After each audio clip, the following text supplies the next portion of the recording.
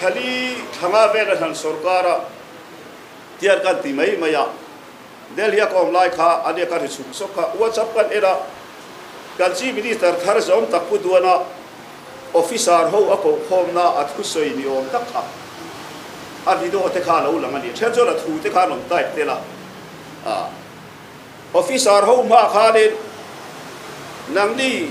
nang ni chu politician tel lovin in eiru theya ke ni politician te ro chu nang ni officer te tel lovin kan eiru thei lovani anti khat eiru kha atum lo mel riau mai ni o thil ngai tua chiang vak lo mi pui chuan pu du chu awa soi dik em officer ama eiru pui tur te po an om ngam lawang a tom tok tok do la ni hi he sarkar chu awa thiam dim do ne an ti huai huai ya ma se india ram in tuna buai pui ber chu political leader tele consultancy farm ho in zom ru chi ni dei zo bo officer tele na trang rual ni mi alovin company lian ho te consultancy farm ho te contractor lian tele officer tel mi alovin political leader in Bible se tel India ra nai ru wai India boy pui ber ani zo official lamani ani remote chumi chian je cha tu na po tiru example pakhat lek kan ra ba kan soinga department sang departmental work contract na ni si bo contract na ni si contractor ten daran tho tur ni si kha an han tender lova contractor tho turin an ti box si lova departmental work in order an siam chak mai ni tu sarkar a hian iksiat fek kha departmental work kha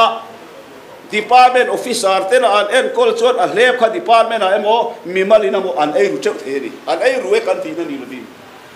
ma se chumi department officer te thu nei na chu sakin kha na thok tu tur kha contractor ni mi alo zpm party worker lir kha supervisor an ruat dul mai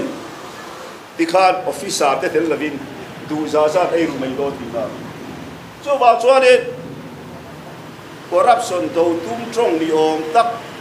ngai tua chiang lo te ta na ngai nom mel deu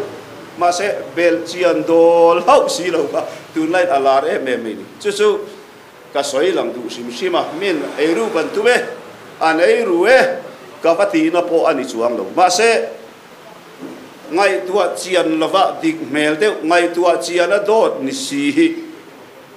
ram hruai tu te tram a chuang se se va chu wang chuan mi thu soi hi khit film chi ngau khit film lawa mi oi tir thiam em te na ram an soi lai phesen atu le ziwal a mi mala soi po turin ka se chuang lo thu soi oi om thiam deu dot an soi po an mela lang chuang mia alo dot an soi don phei chuan an mela an confuse wal zo amani ti tu ten ram an soi lai phei chuan an thu soi hi kan soi chhon le mai khi phim turin thuak imam ma sa thi la buti ka karong bol pui ta ka ngen tu chiri a tu la ka ve tu lai ti la tlem lai do tanga ka phak tok to ka ve thin a tv interview kan ina lps zone tv te poina miro interview hian kan ram ma bo kan ram ta la thil chu ni ka sia thin hi ka soi chuin se fo thovin ka ringa voi dia po hian ka thu soi tlang kom na ata na hian chu soi ka duwa ram le nam hian tin chua na chot amamo chu nationalism ni ti hi ni nationalism nei lo nam adi chua thei lo ti hi ke ni phei chu Mizoram nationalism nei tu kan nia kan chiang via ban hei kan chia dangin India ram state sang han fangila Marwari sum dong hlot ling hausa pui an tam khop mai te sang kho puya hian a Marwari phei chu kai ni mi zo phei chuan vai sum dong hausa soina mo hi kan ti ma ya ba se nam mani Marwari chu nam mani nam India rama vai lam chi khatan ni Marwari chu se chuan India ram hun sang a hian Marwari sum dong hausa hi an tam em ma se India rama hian Marwari state aum lo Maruari iuti om lo Maruari naman nei lo Mase Maruari chu Mizolet fe hindi ra Maruari no chu enge chan an hausak te lule mase ka tinge raman nei lo kati chan Maruari ho hian nationalism an nei lo fa man nationalism nei lo nam adin chuat thei lo din chuana na kan mamo chu eng nam point nationalism tin nam ding chuak to point nationalism an von zui zel lo chan an boral le thei tho chu ba chen hei tu lai khovel ram lian ho in murdan hian le nula putin ate an nationalism hi bo Xi Jinping ate nationalism ate Modi ate nationalism ate Israel ram shuai tu te nationalism ate tin ram din chua ve tum Hamas ho nationalism ate kan soi sem lo chu ba chuan kan ram din chua na na poi mo chu nationalism ni chu kan seve kani ma se voi ne hian soi zau ka du tak kan ngai tu claim Mizoram mi puitena kan ngai tu claim si ni ka hiat chu tu na kan mamo tak nationalism chu economic nationalism ni ti ka sai du ni Mizoram mi pui song song hei sia ila ka du khop mai political nationalism a cho kan hatlang pui ni asamin meron nek chuan kan tang rual thap mai ni Manipur lo buaya kan tang rual le thap Mizoram mi pui Burma lo buaya Mizoram mi pui ta kan tang rual le thap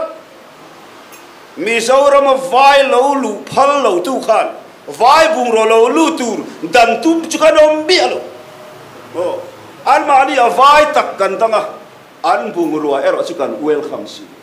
chu achan pakhat chiong economic nationalism kan har lo wang religious nationalism kan chiang litu Mizo ta hi ma se economic nationalism kan min no te ala keu lo ni kal chet po kan la ni lo kan mit ala keu lo sim tiru e chu katia kati khat kat hin ri mo thi mai tu riat alo kal fak zel mai ngati ge Vietnam uara America sipai an tlom thei kan ti chonin communist howin Vietnam ral thuam an pek wang ani ringot lo Vietnam hian an rama an ei tur an in to dela mo fuat an nei tlat mai ngati ge ram buai lai kan pasal tha te he kan na movement ti bahlanan India sarkarin thingtang kho te min khal khoma grouping center amin da khoma chuta chon sipai an thut chil tir zel kan ti chon mi khen ril tra ma tum wang lo o thingtang ko sang sawa kan nam pasal tha ten cho an wa thim ta ta chu wangin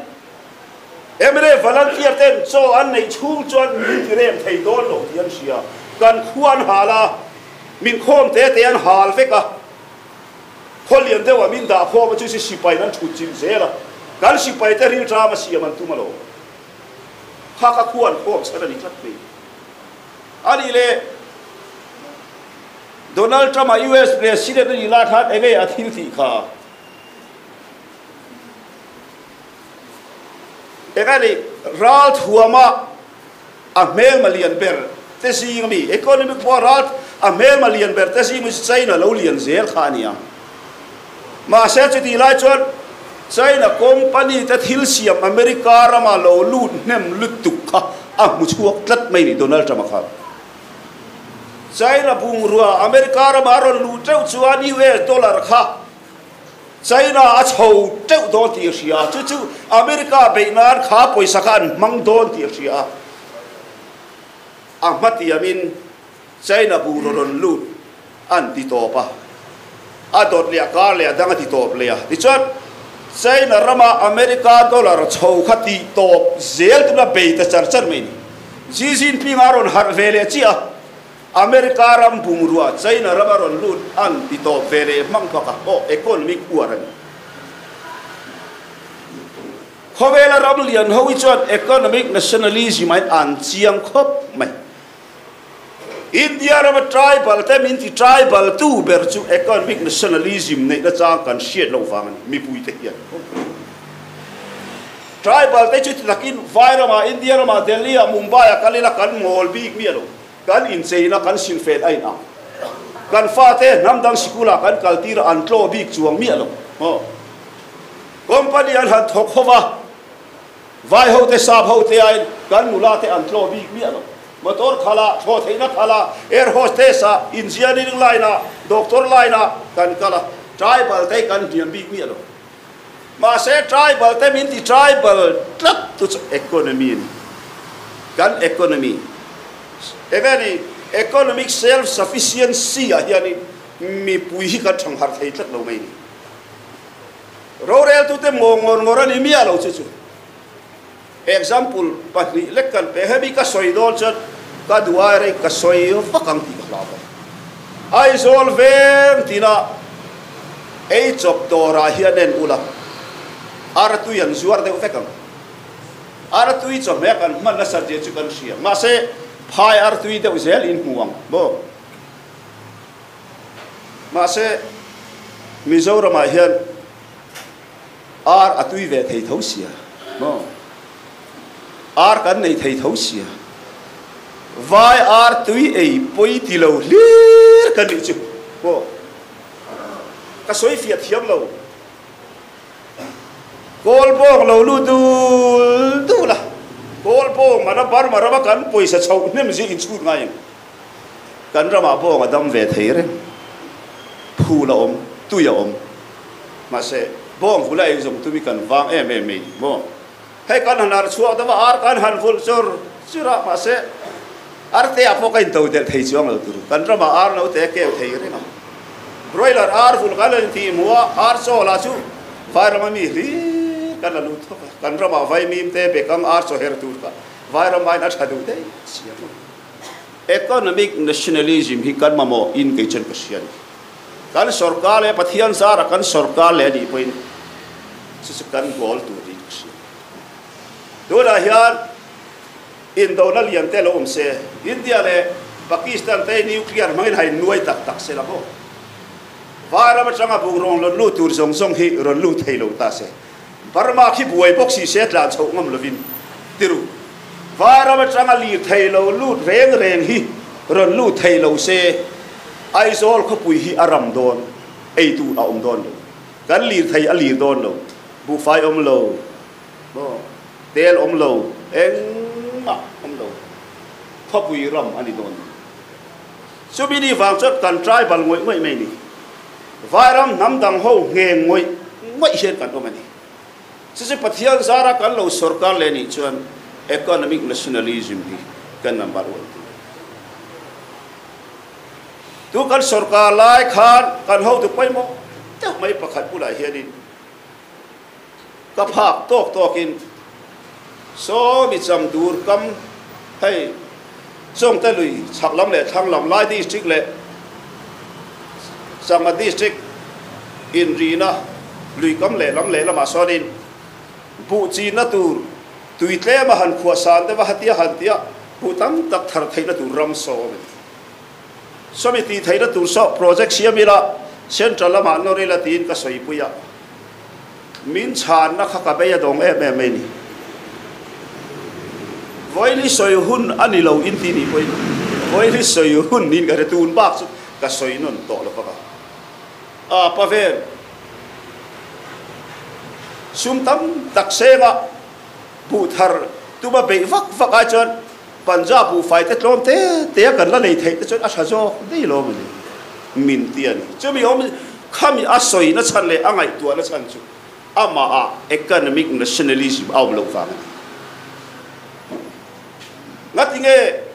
tomato kan chin that be lo kan ti chon vairam tomato lo lu kan la phal thata aron suar tlom thin sia ngatinge ming sangadi lai zona an man that tak be lo kan ti chon aya vairam atanga sangadi sangatlom te lo lut kha lo le kha kan tlo mai lo vai rela an lo lu kan tlo mai moi ko ya tiru si muye changin long tlai cheng rel kong kan siam don aro ti chung po kan phal lo thu a chan chu vai lo lu kan lao mà sẽ ăn thil lâu lùi rồi chỉ cần welcome xin cho vàng cho nên political nationalism này lâu tu đã có soi hết chứ economic nationalism này có soi chứ cho vàng cho political nationalism này si in với nia cái này ang religious nationalism này thấu chúng si hiền kan ma ba ka economic nationalism ram dang atang in emaw lo lut lo ma se dal buai lo tu ra ei le ba subi tu chuan sum tam tak thok le khata nei vak angai lo step by step in claim te khan sarkar anga ti thaya omanga mi pui kan ba fui thur mot po kha om sia nei ni so thing ching ro ti khat so thing man pe lo mai la so thing an chin che thau hi mo khati yang chia khan ni etirat tăng cả phái cắn này ngã chuan economy cả self sufficient nín cái nín settled mấy ní Mizoram bị bùi đấy chuan bà sẽ cho adik bia là cái gì khatin nuôi thum nuôi li nuôi ngã apoi safaya kan chu quen kan la lu chuan in to del chung khua cái nín ngã vậy bà sẽ cho adik lâu gì chứ lấy tu om lâu chuan poi sa hi ai thấy bia lo gan wardrobe khat tlatin cheng sanga no thi om ma sera bu fai lei tu ro la chon real time in kan thi do tho chu chu fai dak ka thil sei om je chu tang ka nga hi hau sak ni se India sarkar hian chu tin thlatin nuai som kan nei thei da tur hian poisa her chawng chu ar lei le ma ol tu tang ka her hi ol tu go chu kwa che sai lo mi mal tinin tropi prova mi mal tinin no pang ti anin khatin cheng nuai khat an nei thei tur tang ka hi India hian a health hiam lu tu pe parama ma se nga ti ge ti lo tang ka nga ri ngot ila lei tu ro si ro chen hau sak na ni lo chu wa choi kan raba sarkar na te an lo alo punga chu tin par capita alo pun hian economy kan thang e bokan ti do tani ti ka soi thuai du ka subject lam chu di vak lo I ka le khazin na ma chuan ma se ka Vena tanga ka hmu chua ve mai Mizo kan pi puten hausa an lo te na chu bu nga ani mo ram buai chi ase adik le mai vai ra chain buaro lut huma Mizo pa bu kham khop nei kha ngai sa na cha kan selo kan husit mai ni ma se khovel politics enila indo pui hi atai mai ni kan selo wa hun chu indo pui hi anai ari no ron cheng chin sela bu jing Tute an lo fin zia kan se mai ai zol pa kong tri building chhong ane kar nei bank account cha tak nei mi hausa an ni lo zia kan se mai ei tur in to del hi ni hausa na dik tak chu wang chon apoi safai kan rama hian alo lu tam lo ni poin kan ni tin mamo kan ei tur hi ram dang mamo lovin kan ram hi kan siamna chu tun la karil walet bawang kan se sia ko aboy lo mai thia ka ve ya wang khan kan ron so liam ve ni chu